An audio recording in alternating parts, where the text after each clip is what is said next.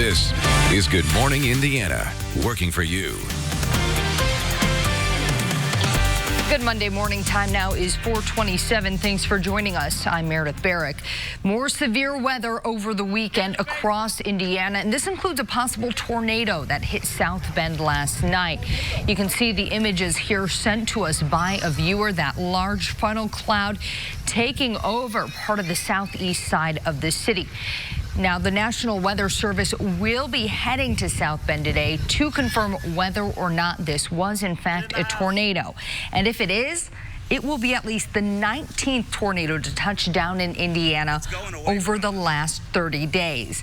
Now, this is an extreme number because Indiana typically averages just 5 tornadoes during the month of June. So not ideal weather, Todd, once again over the weekend. Are we going to get any break this week? We finally do get a break good. Starting tomorrow. Today, once again, the threat of severe weather. It's just this afternoon, and it shouldn't be as widespread as it was yesterday. There was that tornado potentially in northern Indiana. A lot of us here in central Indiana had the damaging wind gust as that front came through, but it's all quiet here this morning. Skies are partly cloudy. Radar, as you see in the center of your screen, there is no green on it and no yellows, no reds, so we're completely dry. Your commute should be just fine. 70 in Logansport, 69 in Bloomington. As we get into the afternoon hours, though, there will be the potential for a few scattered thunderstorms to build in. Again, a spot severe chance. The best chance probably the further east and northeast you are here today. And it's not a guarantee everybody gets rain today, but tomorrow, finally a day in our 7-day planning forecast where we have no rain at all. So that is certainly good news. All right. Music to all of our ears, Todd. Thank you. Indiana State Police are still looking for the person who hit and killed a man walking on I-465 over the weekend. This happened around 4 a.m. Sunday morning near Harding Street. That man had been in another crash and was walking to a restaurant to be picked up by a friend when he was hit and killed. They are now looking for a Kia Soul with front end damage. So if you know someone who has that vehicle, please give police a call. And finally, it is officially summer, and that means kids are out of school, but that means they might not have something to eat. So many kids in our area rely on school to provide them with their meals. Our Aaron Lish is going to look into one church working to make sure kids are fed, that they have those healthy meals that help keep them growing and strong. And she's also going to let you know what you can do to help this church and all those kids out. They're also collecting school supplies. So she'll have all that information for you just ahead on Good Morning Indiana. Plus, we've got news, weather, and traffic here to kick off your week. This is Good Morning Indiana, working for you. Cleanup will resume this morning from yet another possible tornado in the Hoosier State.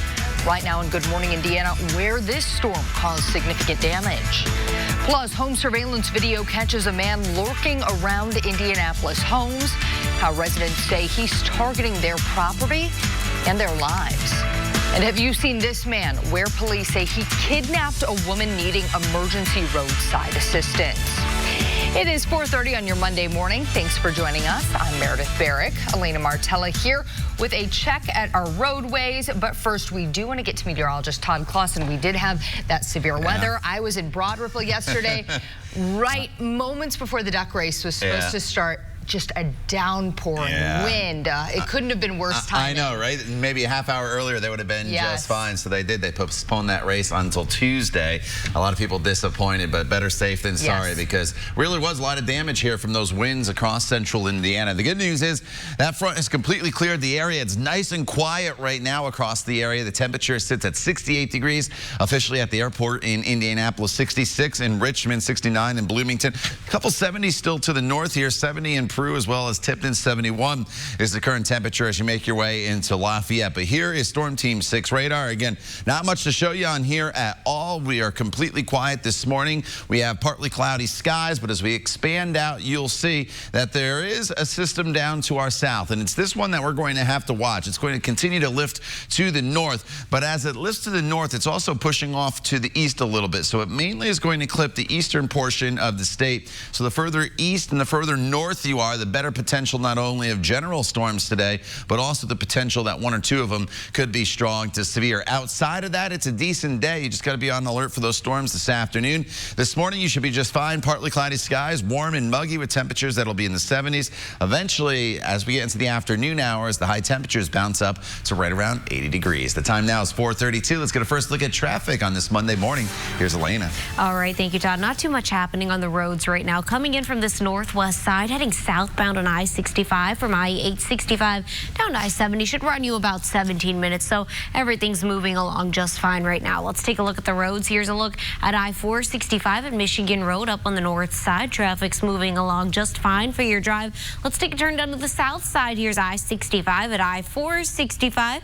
And again, rings true down here. Coming up in the next 20 minutes, I'll point out an interstate closure you're going to want to pay attention to. Elena, thank you. Folks in South Bend will start cleaning up after reports of at least one tornado touching down in the city. This was the scene just before 9 last night on the southeast side of South Bend. This video was sent to us by Tom Shaw. Authorities say a daycare facility suffered major damage in the storm, but thankfully no one was injured. Damage was also reported in nearby Mishawaka. The National Weather Service will send survey crews out later this morning to determine if the storm actually spawned a tornado.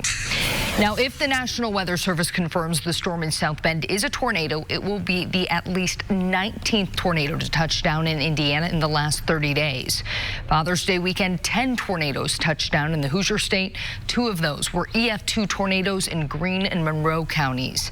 Then back on Memorial Day, 8 tornadoes touched down, including the storm that ripped through Pendleton, causing serious damage. Indiana typically averages just 5 tornadoes during the month of June.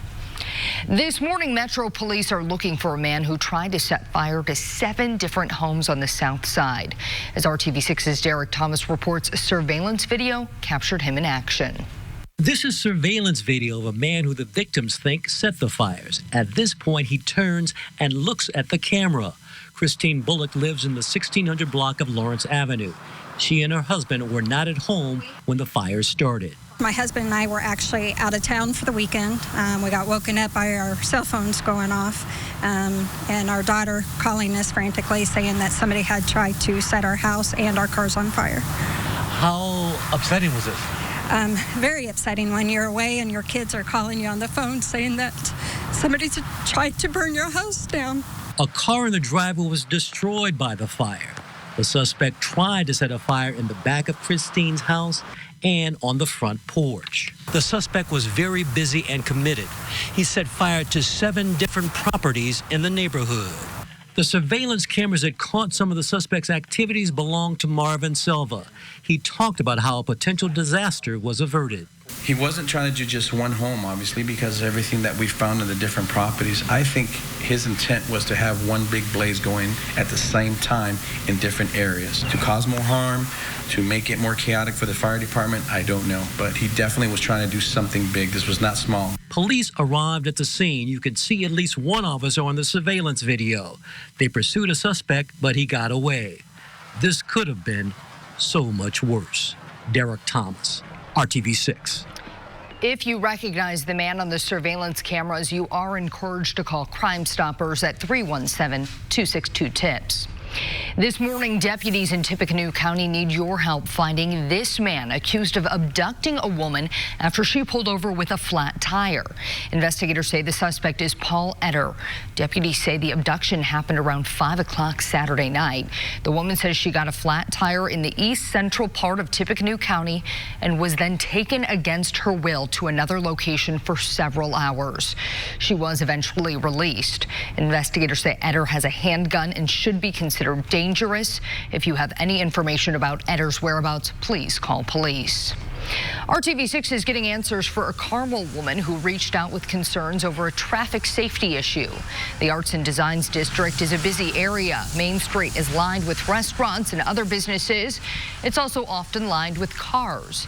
Denise Moe lives 2 blocks from First Avenue and East Main Street. She says a lot of street parking creates blind intersections. If someone's trying to pull into Main Street or through Main Street and someone's parked on the street, it creates a blind intersection and a possibly dangerous situation. We took Denise's concerns to the city. We learned the engineering department is considering removing some parking spots to address the issue. There are also plans to add crosswalks to make the area safer. If you have an issue and you feel like you are not getting the answers you deserve, reach out to us by emailing workingforyou@rtv6.com. It is 4:36 and a warning now as you may pick up some fireworks as we get closer to the 4th of July holiday in the coming weeks. The state wants to make sure you're aware accidental damage caused by fireworks banned in your county may not be covered by your insurance. Many insurance policies do not cover damage from illegal acts. That means if your property gets damaged by someone else's fireworks or your fireworks cause damage to someone else's property, your insurance policy may not cover the repairs. President Trump is expected to hit Iran with new sanctions later today. Straight ahead, why the president says military actions against the country aren't off the table. Plus, the search continues this morning for a missing Utah student. After the break, what police are saying about her last messages to her family. Todd. And Meredith, all is quiet here this morning. Your morning commute should be just fine, but you probably want to have the umbrella handy once again this afternoon as more storms will build into the forecast. We'll talk about the timing and the impacts coming up when Good Morning Indiana continues. The time now is 4:38. You're watching Good Morning Indiana right here on RTV6. Models. Now with the People First warranty. Welcome back to Good Morning Indiana. Time now is 4:41. Here's a look on the north side, 465 at Michigan Road. Traffic's moving along just fine. Stay tuned. I'll have your latest update coming up in the next few minutes. Elena, thank you. Breaking overnight, effects from a strong earthquake being felt hundreds of miles away. The magnitude 7.3 quake hit near Indonesia's Tanimbar Islands early this morning. Moments later, residents in Darwin, Australia, nearly 500 miles away, felt shaking from that earthquake. The tremor was the strongest of 9 to hit the area early this morning. A Hall of Fame trainer is now banned from a horse track in California after the 30th horse died there this racing season. Officials say Jerry Hollendorfer is no longer allowed at the Santa Anita racetrack in Arcadia. The decision came after the horse, American Currency, died in a training accident Saturday morning. 29 other thoroughbreds have died since December, but it is still unclear why. Hollendorfer trained 4 of the dead horses, including American Currency. There's been speculation that heavy rainfall may have caused problems on the dirt track. Now to the latest in the ongoing conflict with Iran and the U.S. Officials say harsh new sanctions will go into effect today as the president says he's not looking for war. As ABC's Trevor Alt reports, over the weekend, Iranian lawmakers were chanting "Death to America" inside Parliament. With tensions high between Iran and the United States, today the Trump administration says it's rolling out new sanctions targeting Iran's economy in an effort to force them to the negotiating table. If Iran wants to become a wealthy nation again, become a prosperous nation, we'll call it "Let's Make Iran Great Again." The president saying he called off a military attack on Iran after learning how many Iranians would have likely been killed, telling NBC, "I'm not looking for war, and if there is, it'll be obliteration like you've never seen before. But I'm not looking to do that." The president says he would be willing to talk with Iran with no preconditions. His top advisor saying a deal can be reached. But new video from inside Iran's parliament shows Iranian lawmakers chanting "Death to America." ABC News has learned that while President Trump called off those strikes against Iran on Thursday, the White House did quietly greenlight a cyber attack the same day, disabling software on computer systems used to control rocket and missile launches. Secretary of State Mike Pompeo now meeting with allies in the Middle East about containing Iran. This effort that we've engaged in to deny Iran the resources to foment terror, to build out their nuclear weapon system, to build out their missile program. We are going to deny them the resources they need to do that. Iran continues to insist the American surveillance drone they shot down was flying in Iranian airspace, but the U.S. says it was clearly in international airspace and says they're ready to present proof of that to the UN Security Council later today. Trevor Alt, ABC News, Washington. This morning, the search continues for a missing University of Utah student. Friends and family say Mackenzie Luke hasn't been heard from since returning from her grandmother's funeral in California. Authorities say the last message she sent was to her parents a week ago to say she had landed safely back in Salt Lake City. Mackenzie took a Lyft ride from the airport to North Salt Lake. The destination was 20 minutes from where her friends say she lived. They also say she didn't know anyone in the area where she was reportedly dropped off. Police and Lyft say there's no irregularities in the driver's route and the destination Luke entered. The U.S. Supreme Court is scheduled to issue rulings today, and they may include a decision on a controversial 2020 census question. The Trump administration wants to ask this on next year's census: are you a citizen of the United States of America? They claim it will help them better enforce the Voting Rights Act. State attorney generals sued, claiming the question is trying to intimidate those who aren't citizens and will result in an undercount. The citizenship question has not been asked since 1950. A New York judge has already ruled that the question is discriminatory. Floodwaters are causing numerous issues in Missouri this morning. This is the scene in Anderson, Missouri, in the southwest part of the state. Firefighters say they've completed nearly a dozen water rescues, and as you can see, some roads have been completely washed away. Officials say at least one home was swept away by rushing water. The homeowner and his dog were not injured. It is 4:45 right now, and Todd, things are quiet this morning, thankfully, but that's not going to continue all day. Yeah, once again this afternoon, we have to be on the lookout for the potential for some strong to severe storms, and that's why it is, unfortunately, another Storm Team 6 alert day, but it is quiet this morning. That is the good news. Here's a live look from the top of the Salesforce Tower past the One America building. It looks like we're looking up Virginia Avenue there. Temperature sits at 68 degrees. A little on the muggy side out there this morning with those dew points hovering in the mid-60s. A little bit of a breeze as well at the south-southwest, currently at 10 miles per hour. So the humidity was kind of out there yesterday. We had those storms that went through, kind of knocked it down a little bit here across the area. 66 in Richmond currently, 69 the current temperature from Bloomington to Bedford. A couple 70s here to the north from Lafayette up towards Peru and into the Muncie area. So Storm Team 6 radar have been working overtime obviously this month. It is quiet this morning. As we expand out, you can see the clouds here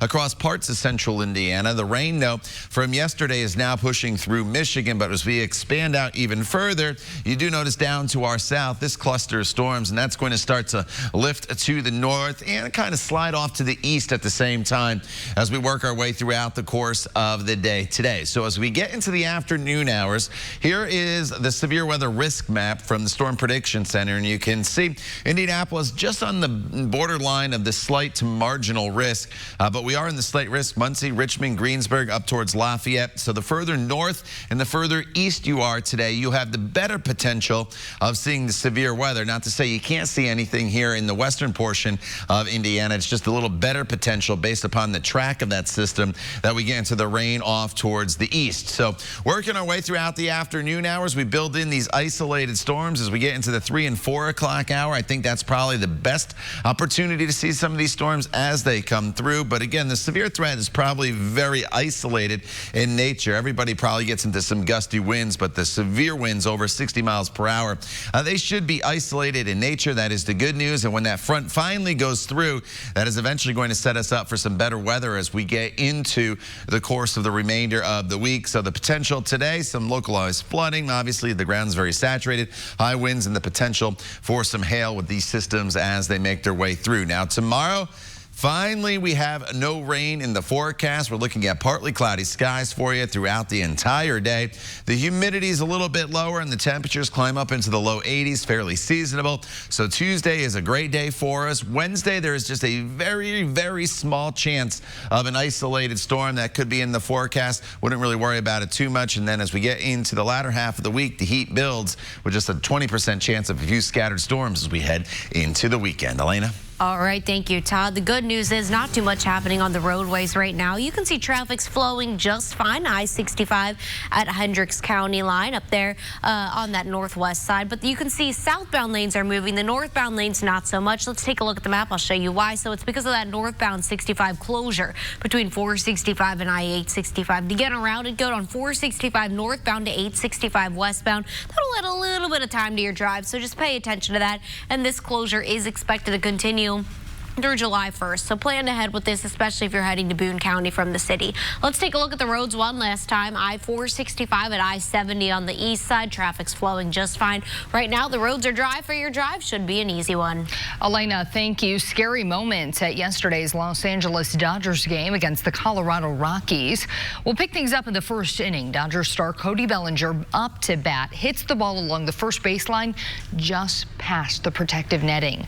Immediately, Bellinger reacts after realizing that the ball hits a woman. Bellinger went to check on the woman between innings, and she says she gave him a thumbs up. A first aid worker later says the woman was taken to a hospital to be checked out. What would you do if you came across this bear in your mudroom? Well, for one Montana couple, it wasn't a hypothetical situation. Straight ahead, how police say the little guy locked himself in the house. And school is out for summer in most places, and unfortunately for some kids, that means the loss of their main source of food. All new at 5 o'clock, how one local group is making sure everyone has something to eat and how you can help them out too. It's 4:50.